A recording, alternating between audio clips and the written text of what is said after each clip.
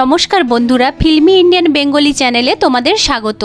আজকে আমি এক্সপ্লেন করতে যাচ্ছি কাস্টওয়ে ডিভার সিজন 1-এর 7 নম্বর এপিসোড।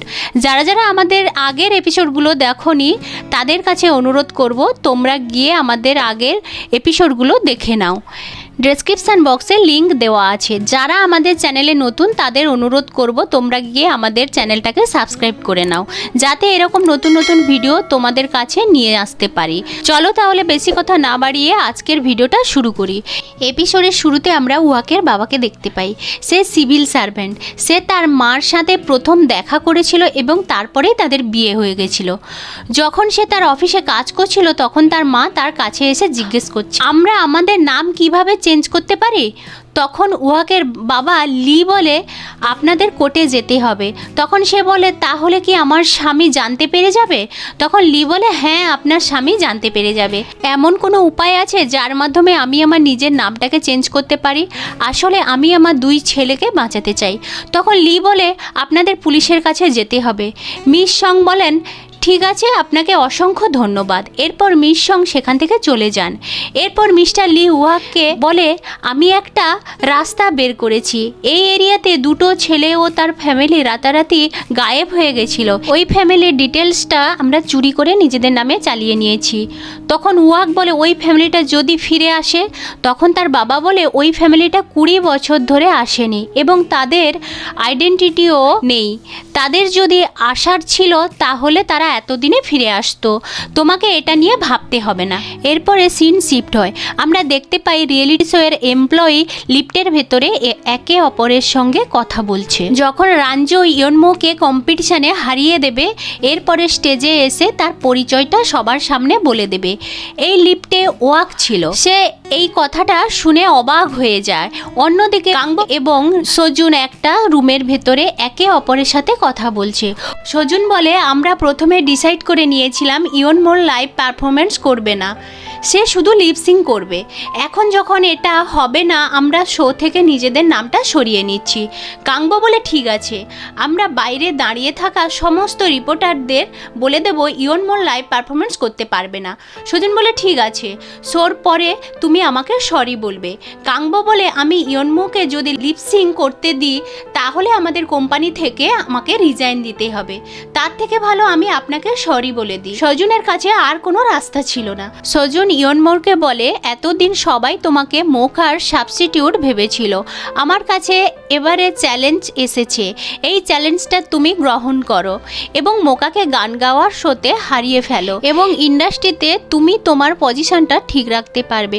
সেই সময় রাঞ্জয় মোকাকে বলে, তুমি আমার কাছ থেকে স্টেজটা ছিনিয়ে নিতে পারবে না। তুমিও ইয়নমোর মতো প্রথমে আমার সঙ্গে ভালো কথা বলবে, তারপরে আমাকে বিট্রে করবে। এই সময় রাঞ্জোকে মোকা তার পুরনো দিনের একটা কথা বলে। যখন সে ওই আইল্যান্ডে ছিল তখন তার সাথে একটা ঈগলের বন্ধু হয়ে গেছিল। আমি 10 দিন কিছুই খেতে পাইনি, কারণ ওই আইল্যান্ডে টাইফুন চলে এসেছিল। আমি মরার মতো অবস্থায় পৌঁছে গেছিলাম। ওই অবস্থায় ওই ঈগলটা আমাকে 2টো ডিম দেয়, কিন্তু ওই 2টো ডিম আমি খাইনি, কারণ আমার কাছে বন্ধুত্বটা সবার ওপরে। আমি সেই ঈগলটার সাথে বন্ধুত্ব করে নিয়েছিলাম। সেই সময় মোকার মেকআপ আর্টিস্ট চলে এসেছিল। রাঞ্জোর মনটা গলে গেছিল। সে ওই মেকআপ আর্টিস্টকে বলে, তোমরা মোকাকে ভালো করে সাজিয়ে দাও। রাঞ্জো স্ক্রিপ্ট রেডি করার জন্য একটা রুমে চলে যায় এবং সেখানে গিয়ে প্রচুর কাঁদতে থাকে, কারণ সে জেনে গেছিল তার এত নাম ফেম সব কিছু তার হাত থেকে এবার চলে যাবে। সেই সময় সজুন সেই রুমে ঢুকে যায় এবং তাকে কাঁদতে দেখে।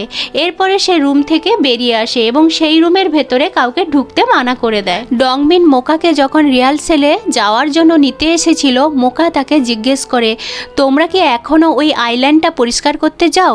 ডংমিন বলে, আমি তো নিজেই ভেবে পাচ্ছি না উহা কেন ওই আইল্যান্ডটা এখন পরিষ্কার করতে যায় না। সে কলেজ টাইম থেকে এটাই পরিষ্কার করতে যেত। এরপরে মোকা উয়াকের ওপর সন্দেহ করে।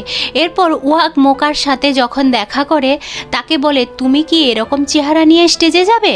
মোকা জিজ্ঞাসা করে, তুমি এতটা শিওর কি করে যে আমি স্টেজে যাব? উহাক বলে, প্রত্যেকটা জিনিসের 50% চান্স থাকে, হয় তুমি যাবে না হলে তুমি যাবে না।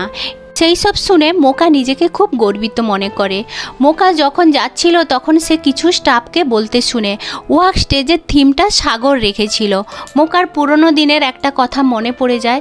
সে কিওকে একবার বলেছিল সে যখন তার প্রথম পারফরমেন্স দেবে তখন পেছনের ব্যাকগ্রাউন্ড এইরকম একটা সিনারি থাকবে। এরপরে শো শুরু হয়ে যায়। এরপর রাঞ্জো সবাইকে বলে সে এতদিন লিপসিং করে এসেছিল, আমার জন্য গান অন্য কেউ গাইছিল, আজকে আমি লিপসিং করব না এবং এই কম্পিটিশানটা মোকা এবং ইয়নমোর সাথে হবে। যদি তোমরা এই শিল্পীটার চেহারা দেখতে চাও তাহলে তোমরা আওয়াজের পক্ষে ভোট দেবে নাকি সিঙ্গারের জন্য। এরপরে মোকা গান গাইতে শুরু করে। কিছুক্ষণ গান গাওয়ার পরে ইয়নমোর নাম্বার আসে, সেও গান গাইতে শুরু করে। এরপরে ভোটিং শেষ হয়ে যায়।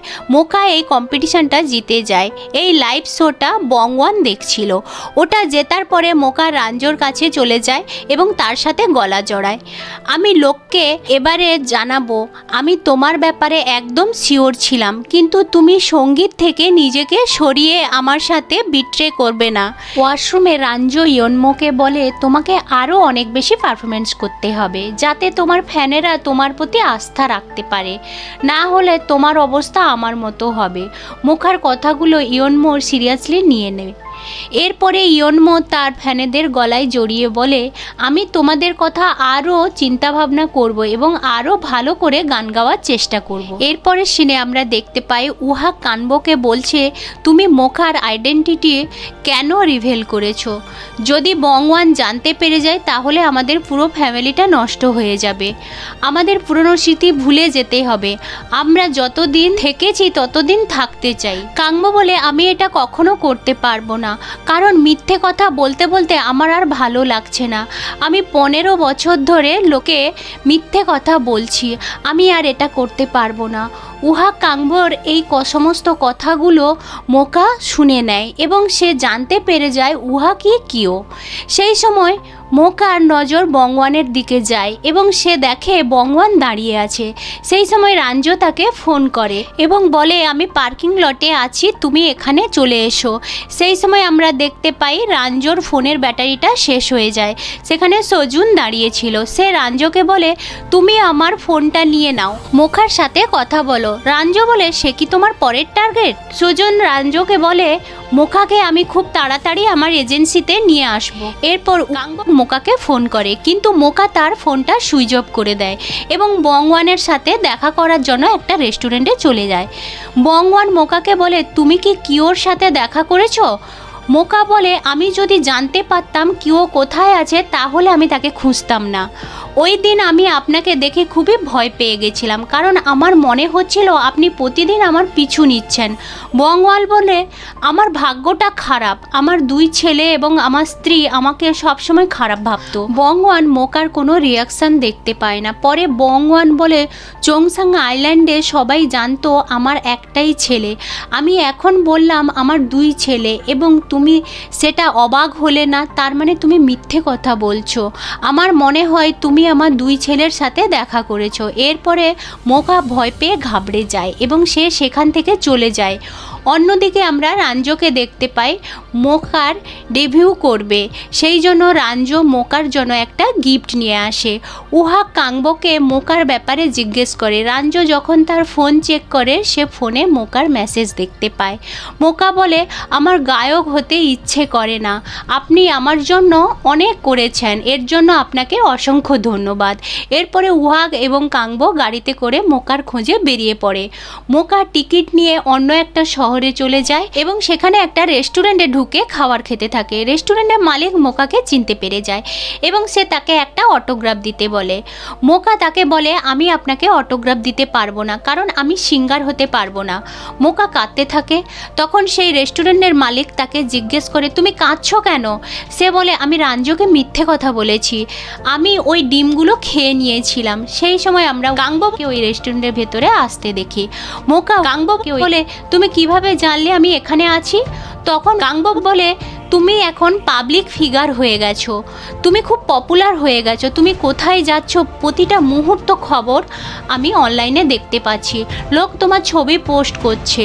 মোকা সেখান থেকে রেগে চলে যায়। এরপর কাংবোকে বাড়ি যাওয়ার জন্য বলে, মোকা বলে ওটা আমার বাড়ি নয়। তখন কাংবো বলে আমি কিও। এরপরে মোকা চিৎকার করতে করতে বলে, যখন আমি তোমাকে খুঁজেছিলাম তখন তুমি কোথায় গেছিলে, তাহলে এখন এসে কেন বলছো যে তুমি কিও, তুমি কাংবো হয়ে থাকো, এটাই তোমার পক্ষে ভালো। ওই দিন আমি আইল্যান্ডে তোমাকে দেখেছিলাম এবং আমি নিজেকে কন্ট্রোল রাখতে পারিনি, আমি চেয়েছিলাম আমি কিও হয়ে তোমার কাছে যাই। সবার প্রথমে আমি তোমাকে খুঁজে এবং বেঁচে থাকার জন্য ধন্যবাদ জানাতে চেয়েছিলাম। এরপরে কাংবো মোকার গায়ে আলতো করে ছোঁয়া দেয়, মোকা কাঁদতে থাকে। এরপর কাংবো মোকাকে কাছে টেনে নেয় এবং তাকে বুকে জড়িয়ে ধরে। এরপর ছুটতে ছুটতে কুহাকো সেখানে পৌঁছে যায়। আর এখানেই আমাদের 7 নম্বর এপিসোডটা শেষ হয়ে যায়। এরপরে কি হবে জানতে হলে আমাদের ভিডিওটাকে লাইক এবং কমেন্ট করো। আর যদি আমাদের চ্যানেলে নতুন হও তাহলে প্লিজ আমাদের চ্যানেলটাকে সাবস্ক্রাইব করে দাও। দেখা হচ্ছে পরের ভিডিওতে, তাহলে এখন রাখি।